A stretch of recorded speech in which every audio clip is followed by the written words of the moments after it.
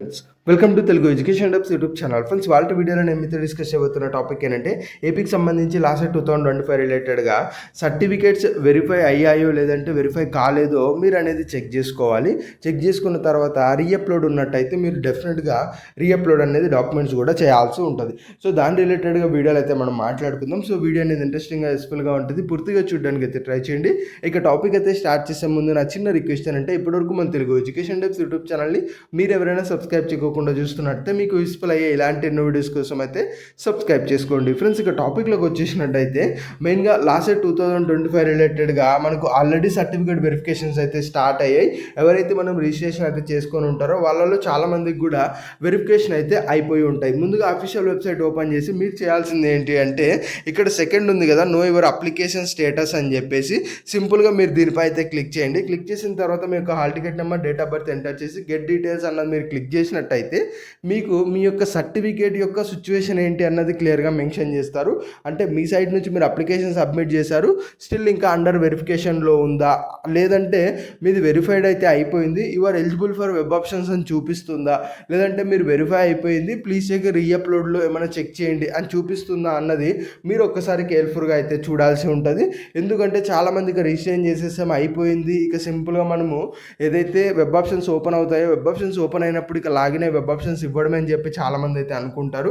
అలా అయితే కాదు. మేబీ మీరు అప్లోడ్ చేసిన డాక్యుమెంట్స్ ఏవైతే పీసీ కానీ మనకు లేదంటే సిఎంఎం కానీ లేదంటే 10th కానీ ఇంటర్ కానీ క్యాస్ట్ ఇన్కమ్ వీటి రిలేటెడ్గా ఏమన్నా మనకు డాక్యుమెంట్స్ సరిగా లేకపోయినట్టయితే అగైన్ ఇంకొకసారి ఆ డాక్యుమెంట్స్ అప్లోడ్ చేయండి అని చెప్పి ఆ డాక్యుమెంట్స్కి రీఅప్లోడ్లో పంపించడం అయితే జరుగుతుంది.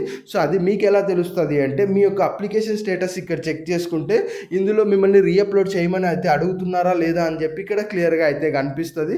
సో ఎవరికైతే ఇక్కడ అండర్ వెరిఫికేషన్ ఉందో వాళ్ళు వెయిట్ చేయండి, వెరిఫికేషన్ అవుతాయి.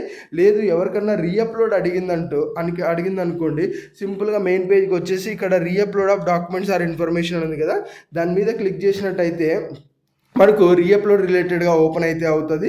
ఇది మనకు మొబైల్లో అయితే ఓపెన్ అవ్వట్లేదు. సో కాబట్టి ఏంటంటే అక్కడ ఏంటంటే మీ యొక్క సేమ్ హాల్ టికెట్ నెంబరు, మీ యొక్క డేట్ ఆఫ్ బర్త్ ఎంటర్ చేయడానికి ఉంటుంది. ఆ రెండు ఎంటర్ చేసి మనకు సబ్మిట్ చేసినట్టయితే రీఅప్లోడ్ మీరు ఏ డాక్యుమెంట్స్ అప్లోడ్ చేయాలి, అసలు ఎందుకు అది రీఅప్లోడ్ అడిగారని చెప్పేసి మీకు రీజన్ కూడా క్లియర్గా మెన్షన్ చేస్తారు. ఫర్ ఎగ్జాంపుల్ బ్లర్గా ఉందా డాక్యుమెంట్, లేదంటే మనకు వేరే డాక్యుమెంట్ అప్లోడ్ చేశారా ఏంటి అని చెప్పి రీజన్ కూడా మనకు మెన్షన్ చేస్తారు. సో ఆ రీజన్ని బేస్ చేసుకొని మీరు నెక్స్ట్ టైం అలాంటి మిస్టేక్ చేయకోకుండా మీరు ఆ డాక్యుమెంట్స్ అప్లోడ్ చేసి మీరు సబ్మిట్ చేసినట్టయితే అగైన్ ఆ డాక్యుమెంట్స్ అన్నీ కూడా వెరిఫికేషన్కి అయితే వెళ్తాయి.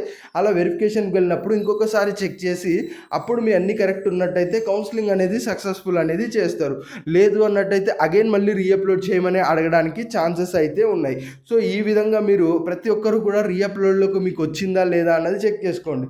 ఎవరైతే ఆల్రెడీ రిజిస్ట్రేషన్ చేశారో, ఎందుకు ఇది చెక్ చేసుకోవాలి అంటే కొద్దిమంది మర్చిపోతారు, కొద్దిమంది సర్టిఫికేట్ వెరిఫై అయ్యింది అనుకుంటారు బట్ రీఅప్లోడ్లో ఉంటుంది. ఫైనల్లీ మనం ఈ డేట్స్ అన్నీ అయిపోయిన తర్వాత చెక్ చేసుకున్నప్పుడు అరే ముందు చెక్ చేసుకుంటే బాగుండు కదా అనిపిస్తుంది. సో కాబట్టి ప్రతి ఒక్కరు కూడా ఒకసారి వచ్చి అప్లికేషన్ మీ యొక్క స్టేటస్ చెక్ చేసుకోండి. రీఅప్లోడ్లో ఉన్నట్టయితే ఖచ్చితంగా రీఅప్లోడ్ అయితే చేయండి. ఫ్రెండ్స్, ఇంకా మీకు ఏ చిన్న డౌట్ ఉన్నా కూడా మనకు ఇన్స్టాలో డైరెక్ట్ మెసేజ్ చేసి అయితే అడగవచ్చు. మనకు చాలామంది అయితే మెసేజ్ చేసి అయితే అడుగుతున్నారు. మోస్ట్లీ వాళ్ళ డౌట్స్ అన్నీ కూడా క్లారిఫై అయితే చేస్తున్నాం అనమాట. సో అయితే అడగవచ్చు.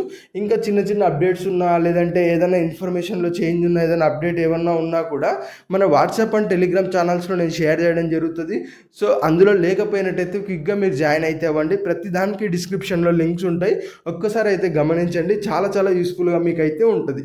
ఇది ఫ్రెండ్స్ మెయిన్గా వీడియోలో తెలుసుకున్నది. వీడియో నచ్చినట్టయితే లైక్ చేయండి. మరి ముఖ్యంగా మన తెలుగు ఎడ్యుకేషన్ టిప్స్ యూట్యూబ్ ఛానల్ని మీరు ఎవరైనా సబ్స్క్రైబ్ చేయకుండా చూస్తున్నట్టయితే మీకు యూస్ఫుల్ అయ్యే ఇలాంటి ఎన్నో వీడియోస్ కోసం అయితే సబ్స్క్రైబ్ చేసుకోండి.